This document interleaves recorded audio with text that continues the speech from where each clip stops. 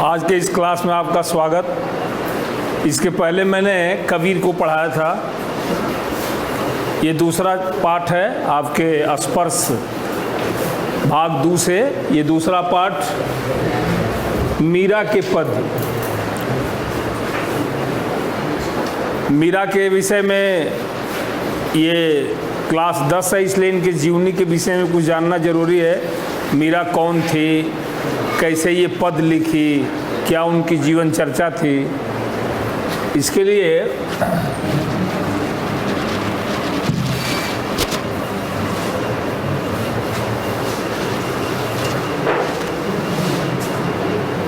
मीरा का जन्म जोधपुर के चौकड़ी गांव में 1503 में हुआ था।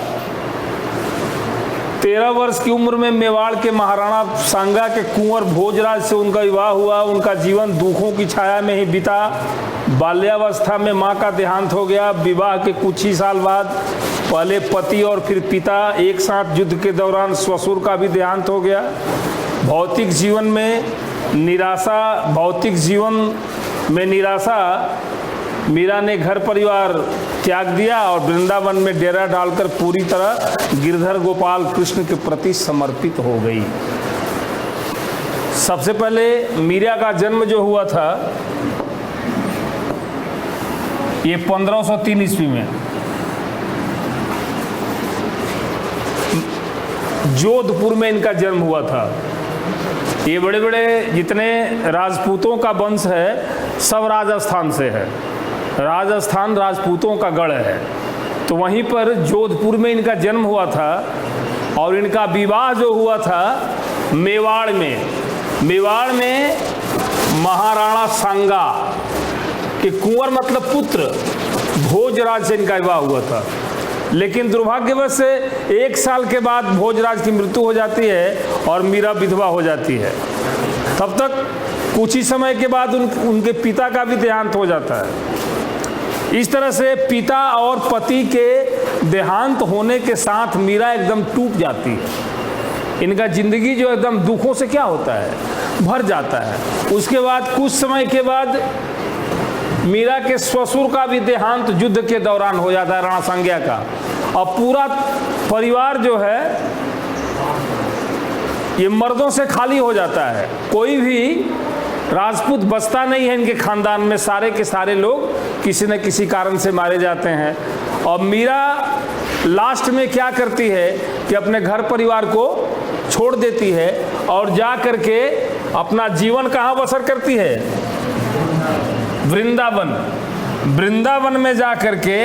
ये वृंदावन जो कृष्ण की नगरी है, जहाँ पर वो गाय चराया करते थे, अनेकों तरह की लीला किया करते थे, वृंदावन चली गई। और वृंदावन जाने के बाद अपने आप को पूरी तरह से कृष्ण के प्रति समर्पित कर दिया और कृष्ण ही को सर्वस्व मान करके अपने जीवन का शेष भाग वहीं पर बिता दिया। बस शॉर्ट में मीरा के संबंध में इतना ही जानकारी। मैं अपने तरफ से कुछ बताऊं। मीरा रैदास की शिष्या थी। रैदास उसी जमाने में थे, उनकी शिष्या थी मीरा। रैदास ने जो उनको बताया था उसका उन्होंने अक्षरशः पालन किया। रैदास भी कृष्ण के भक्त थे और मीरा भी कृष्ण के भक्त थी। लेकिन अब बात है, देखो, जब कृष्ण के भक्त रैदास थे तो उन्होंने रैदास जी ने डायरेक्ट मीरा को कृष्ण से क्यों नहीं मिला दिया।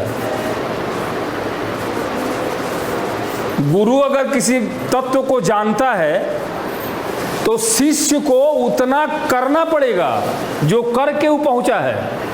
जब करेगा तब पहुंचा है, तब जाकर के वहां पर मीरा को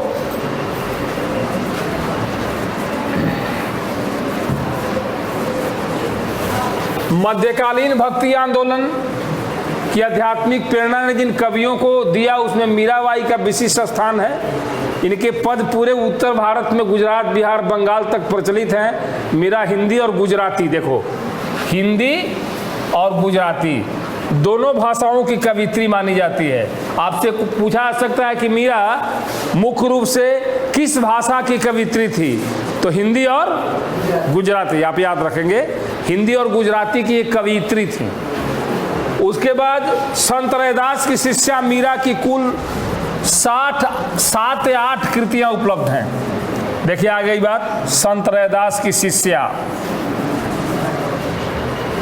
इनकी भक्ति, मीरा की भक्ति दैन्य और माधुर्य भाव की है। दैन्य मतलब दीनता, माधुर्य मतलब मधुरता।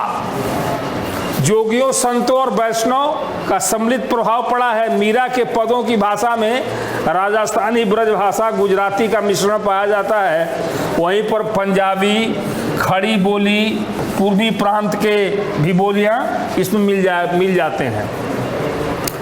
मीरा ज़्यादा पढ़ी लिखी तो थी नहीं, ज़्यादा पढ़ी लिखी थी नहीं, इसलिए भी जहाँ जाती थी और जहाँ की भाषा को समझती, इनके पद में जो भी समझ में आता था वहाँ के भाषा के शब्द को क्या करती थी, रैदास की तरह, कबीर की तरह जोड़ लेती थी। इसलिए बहुत सा ज़्यादा तो नहीं, लेकिन इनके पद में गुजराती भी मिलेगा आपको, पंजाबी भी मिलेगा, खड़ी बोली भी मिलेगा, ब्रज भाषा भी मिलेगा, राजस्थानी मिलेगा। ये सारे भाषाएं इनके पदों में सम्मिलित हैं। इस तरह से इनके शिक्षा दीक्षा की चर्चा आपको मिला कहीं? मीरा स्कूल में गई थी, पढ़ी थी, कोई मिला? कुछ नहीं मिला।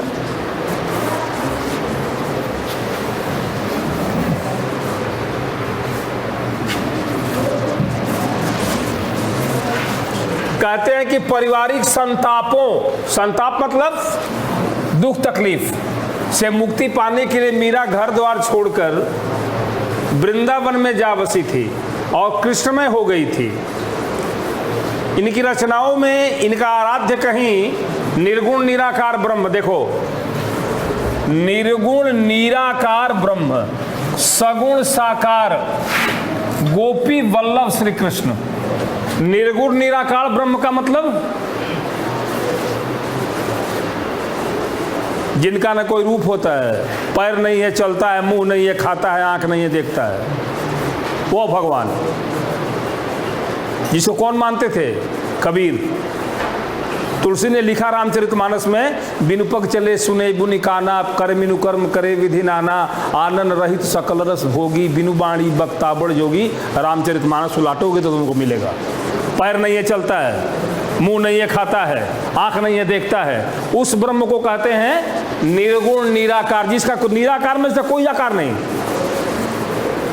चार भुजा के भजन में भूल पड़े सब संत, और कबीरा ताको भजन करे जाके भुजा अनंत। अनंत यानी निर्गुण ब्रह्म, उसको मानते थे।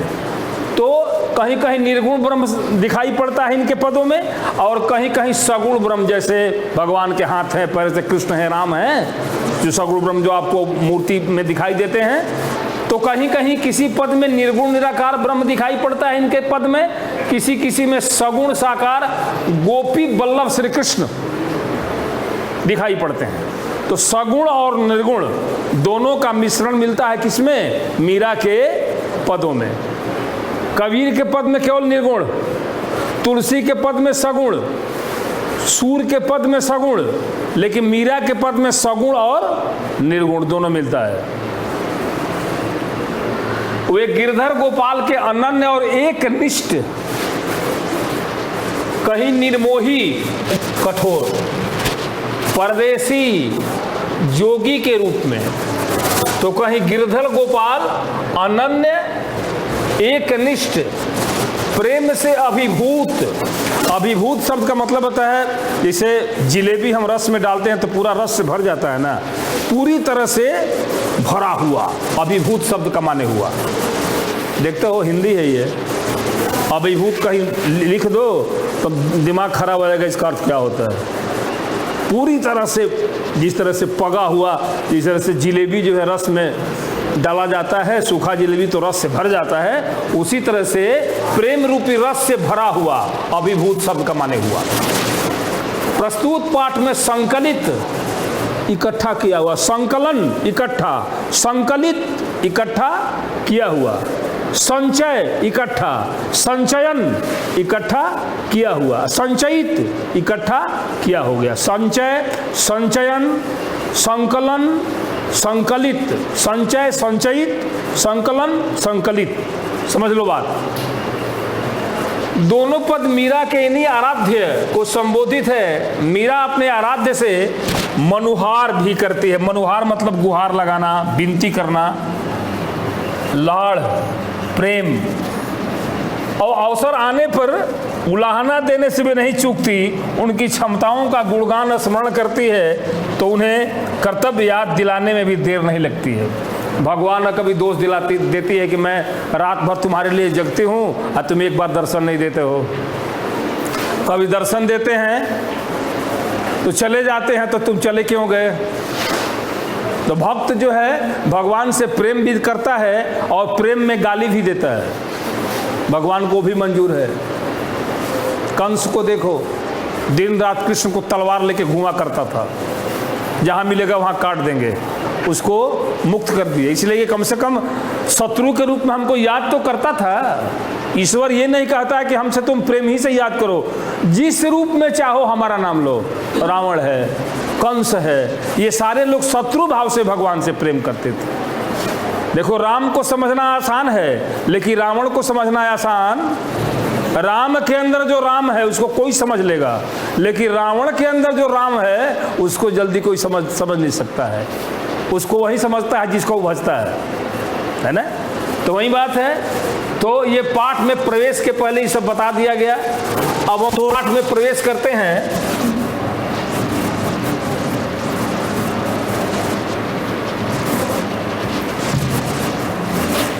पहला पद है, हरियाप हरो जनरी धीर, द्रौपदी री लाज राखी आप बढ़ायो चीर, भगत कारण रूप नरहरि धरयो आप शरीर, बूढ़तो गजराज राख्यो काटी कुंजर पीर, दासी मीरा लाल गिरधर हरो मारी भीर। हरो मतलब दूर करना, समझ लो। जन मतलब संसार के लोग जो हैं, भीर मतलब दुख, कठिनाई, चीर मतलब वस्त्र, कपड़ा, नरहरि नर के रूप में शेर, नरसिंह, गजराज हाथियों का राजा, कुंजर माने भी हाथी होता है, पीर मतलब कठिनाई, गिरिधर गिरी को धारण करने वाले, जो गोवर्धन पहाड़ उठाए थे ना कृष्ण, वही गिरधर। हरो मारी भीर, मारी माने हमारी, भीर मतलब वही कठिनाई। अब इस पद में कहीं से कोई वैसा शब्द तो नहीं जिसका आप अर्थ नहीं जानते हो। शब्दार्थ क्लियर हो गया। अब आप इसका अर्थ समझिए। हरि आप हरो जनरी भीर।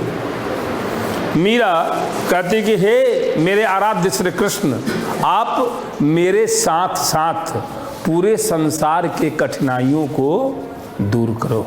जितने लोग दुखी हैं सबको सुखी बना दो।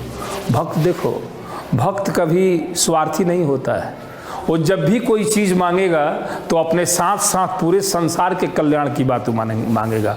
ऐसा नहीं कि अपने लिए मांग लिया दूसरे को छोड़ दिया। हरि आप हरो जनरी भीर, तुम हे कृष्ण तुम लोगों के कठिनाई को दूर करो। अब इसमें तर्क देती है कि किस तरह से दूर करो। तुमने किया है, क्या किया है? द्रौपदी री लाज राखो आप बढ़ायो चीर। द्रौपदी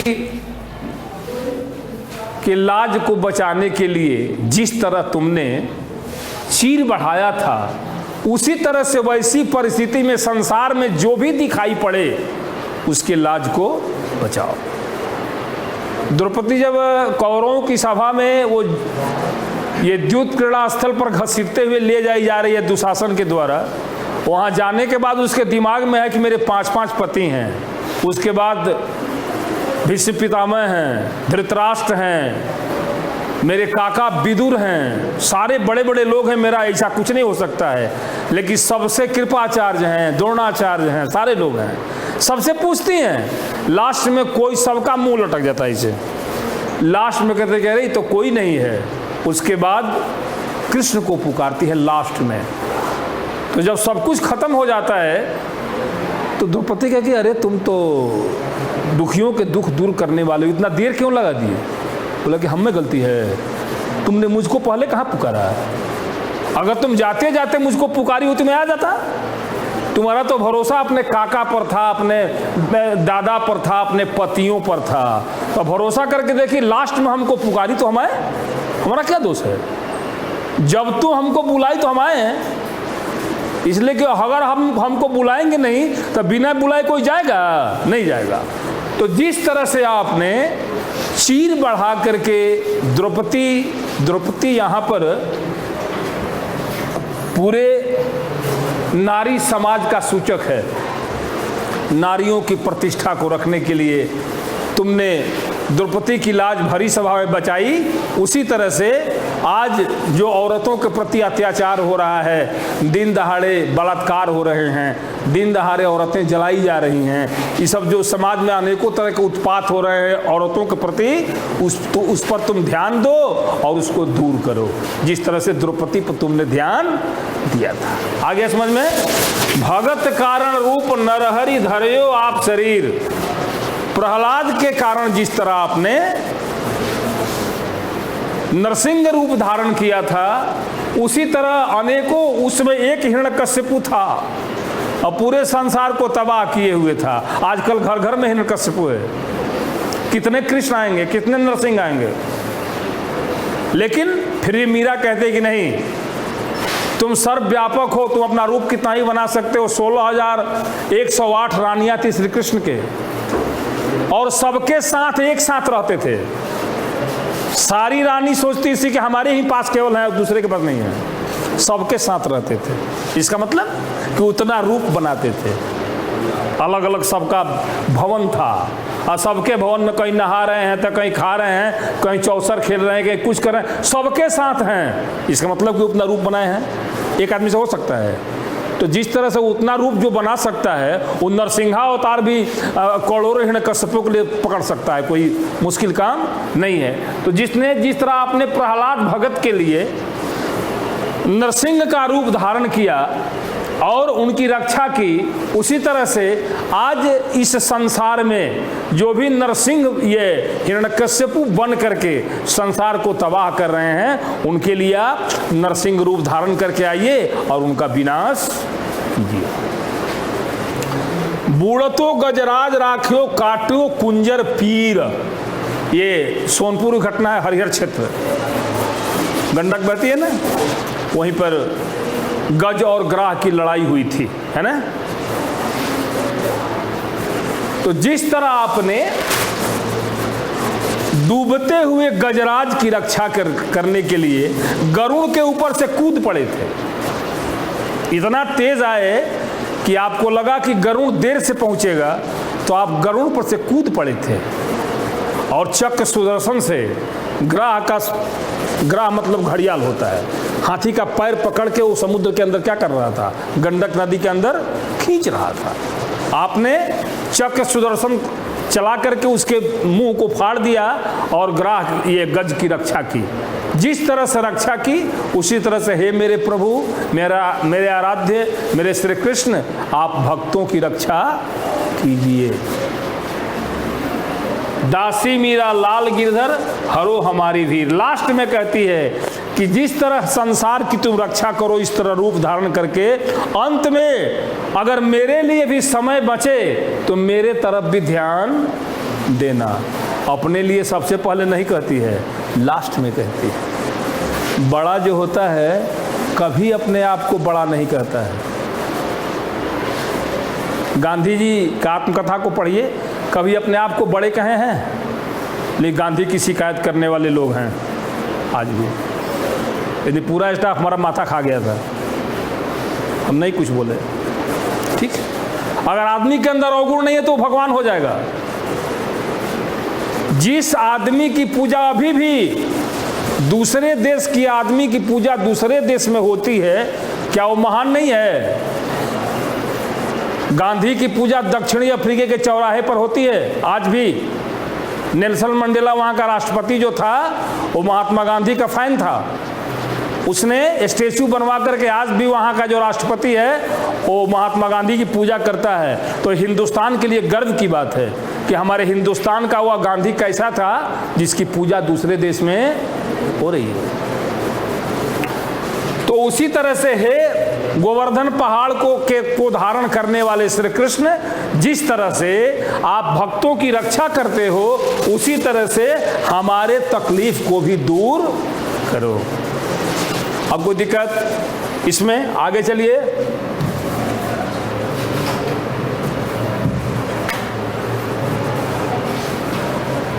पहला पद हो गया, दूसरा पद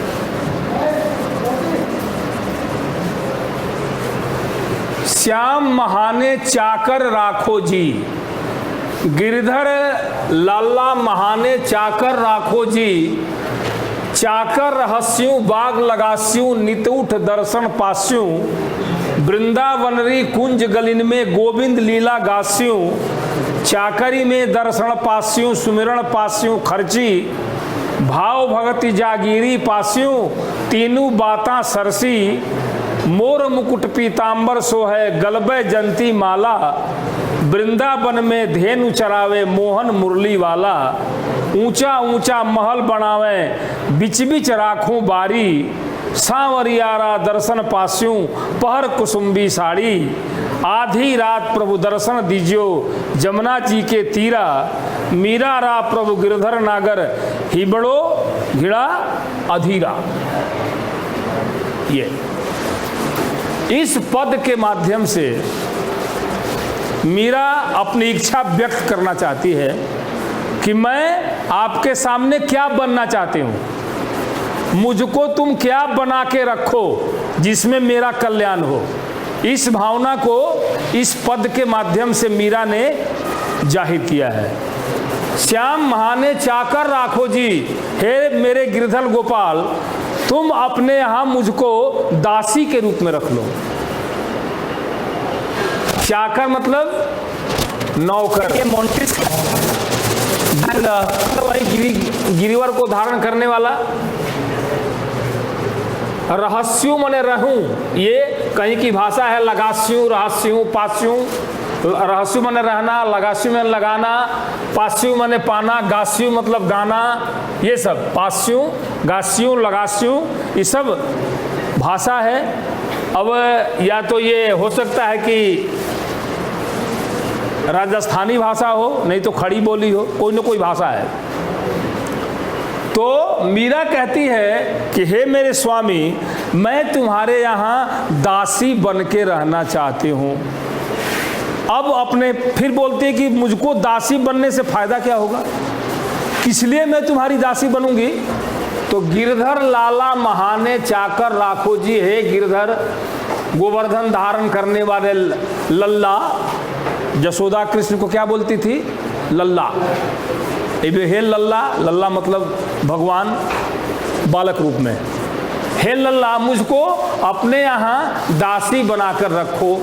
दासी मैं बनूंगी तो क्या करूंगी, चाकर रहस्यू बाग लगास्यू नित उठ दर्शन पास्यू। मैं जब आपके तुम्हारे यहाँ दासी रहूंगी तो मुझको कोई तुमसे अलग करेगा नहीं। तो मैं क्या करूंगी कि बाग लगाऊंगी और उस बाग में तुम बराबर घूमने के लिए सुबह में आओगे तो सुबह सुबह तुम्हारा क्या होगा, दर्शन होगा। भक्त की सबसे प्रबल इच्छा क्या होती है, अपने इष्ट देव का दर्शन।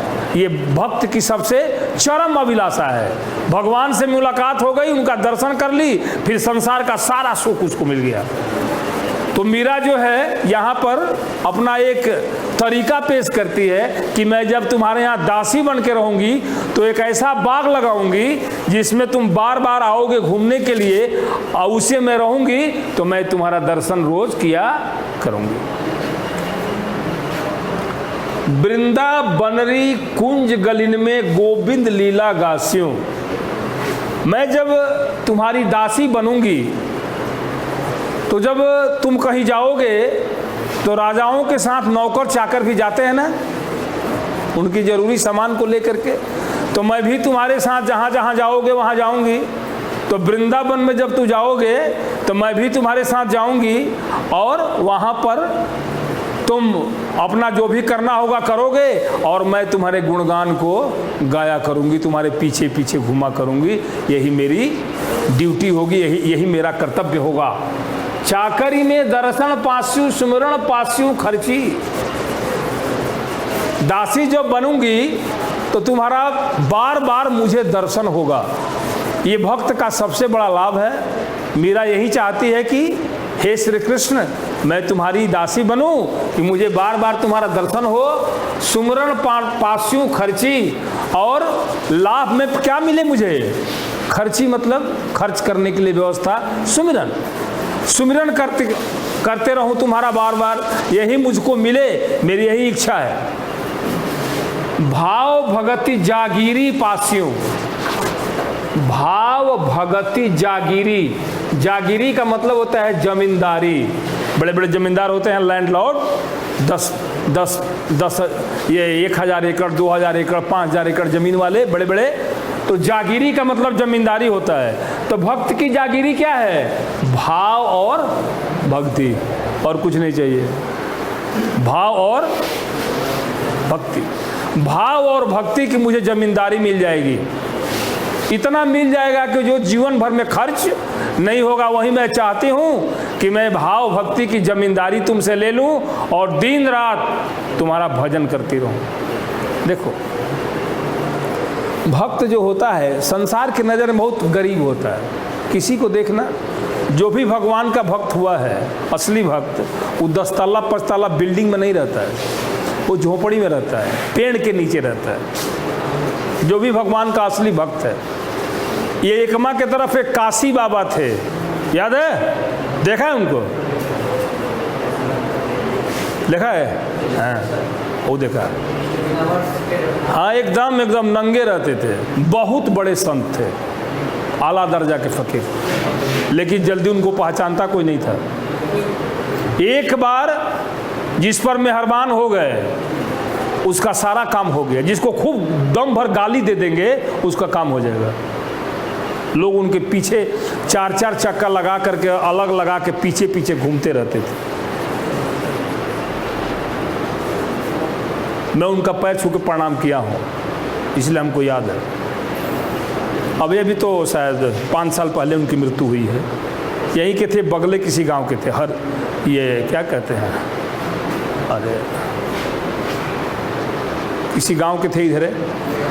तो संत काशी बाबा थे, लेकिन काशी बाबा संत के रूप में नहीं रहते थे। न टीका, न चंदन, न कपड़ा, न माला, न कमंडल, कुछ नहीं। लेकिन एक बार इधर नंग धड़ंग घूम रहे थे, तो स्टेशन पर घूम रहे थे। एक पुलिस वाला जमा के 3-4 डंडा दे दिया। फिर अगले दिन उस संसार में रहा नहीं। बाबा कुछ नहीं बोले, बाबा चले गए। दूसरे दिन वो बेचारे राते में राम नाम सत्य है हो गया उनका। तो भाई, कहने का मतलब यह है कि तुम जिसको याद करते हो, तुमको तकलीफ लगा तो हमको मार दिए, तो हम जिसको याद करते हो वो भी हमारे लिए कुछ करेगा ना।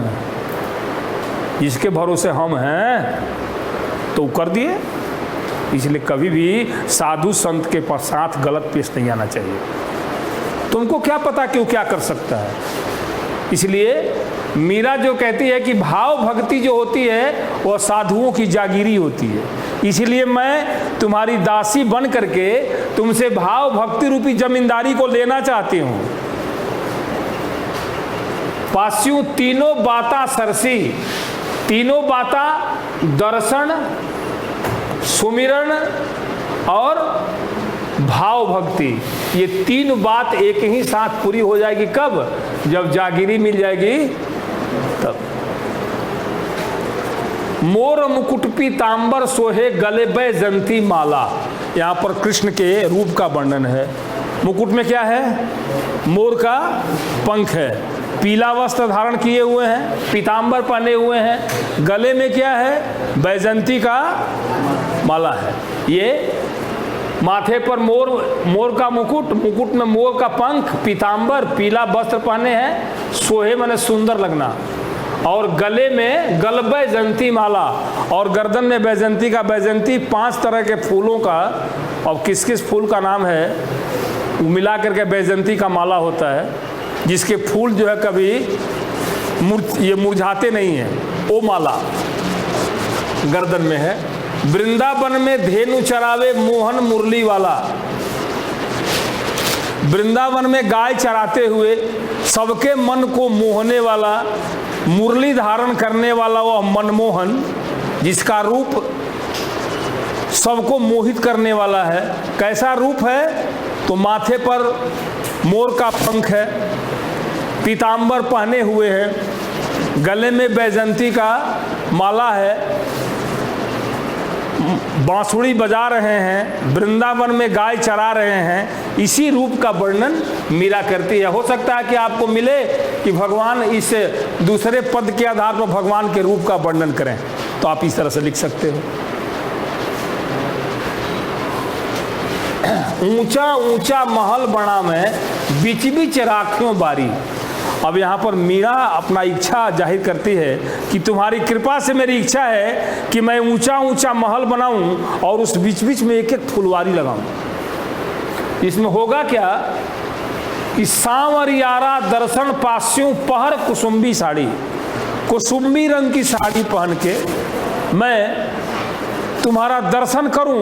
कैसी स्थिति में? एक बहुत सुंदर महल बनाऊं और उसमें जो है बहुत सुंदर फुलवारी लगाऊं और कुसुम्बी रंग का साड़ी पहन करके मैं उसमें खड़ी हो जाऊं, और तुम जो महल से बाहर निकलो तो सबसे पहले मैं तेरा दर्शन करूं। ये मीरा की क्या है? इच्छा है। आधी रात प्रभु दर्शन दीजियो जमुना जिक्रे तीरा। हे प्रभु, मेरी इच्छा है कि तुम आधी रात को जमुना के किनारे मुझे दर्शन दो। जमुना के किनारे कब? आधी रात में। आधी रात में कृष्ण जब बंसी बजाते थे तो सभी ग्वालिनें, जो भी गोपियां थी, उनके भक्त, सभी लोग चली जाती थी उसी वक्त रात ही में कृष्ण के पास। अब देखो, राम और कृष्ण में बहुत फर्क है। राम को मर्यादा पुरुषोत्तम कहा गया है, लेकिन कृष्ण को मर्यादा पुरुषोत्तम कहा गया है नहीं। कृष्ण को मर्यादा पुरुषोत्तम लेकिन बाल जोगेश्वर कहा गया है, बाल जोगेश्वर। और ज़्यादा से ज़्यादा ये औरतों के साथ रहे हैं, बचपन से लेके और शादी होने के पहले तक गोपियों के साथ, और उसके बाद रुक्मिणी हरण के बाद 16,108 रानियों से शादी किए, तो औरतों के बीच में फिर इनको बाल जोगेश्वर कैसे कहा गया? हर रानी से 10-10 पुत्र हैं इनके। 16,108 में 10 से गुना कर दो, इतने लड़के हैं इनके कृष्ण के, या जितना भी हो, तो फिर इनको बाल जोगेश्वर कैसे कहा जाएगा? ये थोड़ा सा भेदिक बात है ना, सबके सामने बताने लायक नहीं है। लेकिन वो बाल जोगेश्वर थे, श्री कृष्ण बाल जोगेश्वर थे। कमल के पत्ता को देखो, पानी से निकालोगे तो उस पर एक बूंद पानी रुकता है, जबकि दिन रात पानी में रहता है।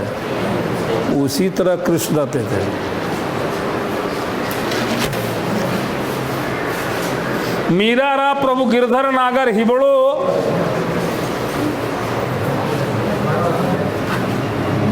ये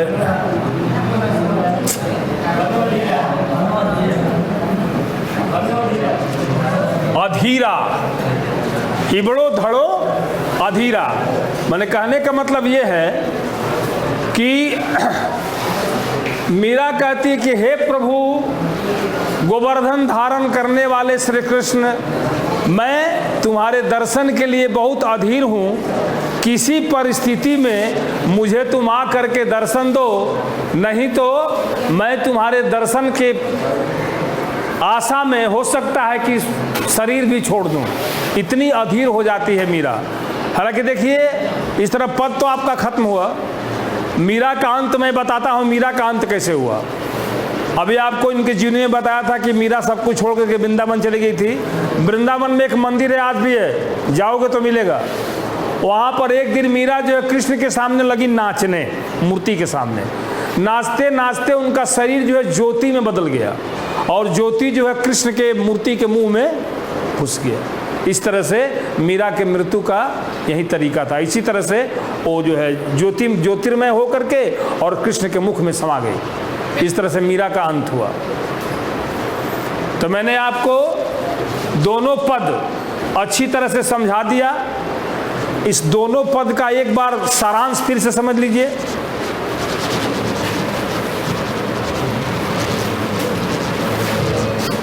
पहला पद जो है, इस पद के माध्यम से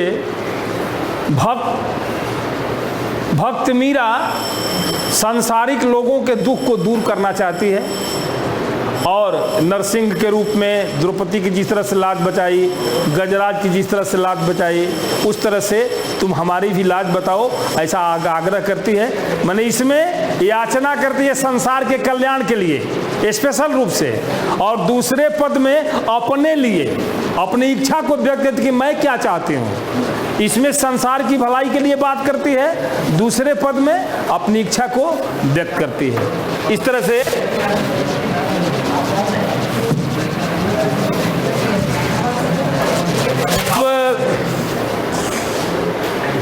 थैंक यू। मैंने दोनों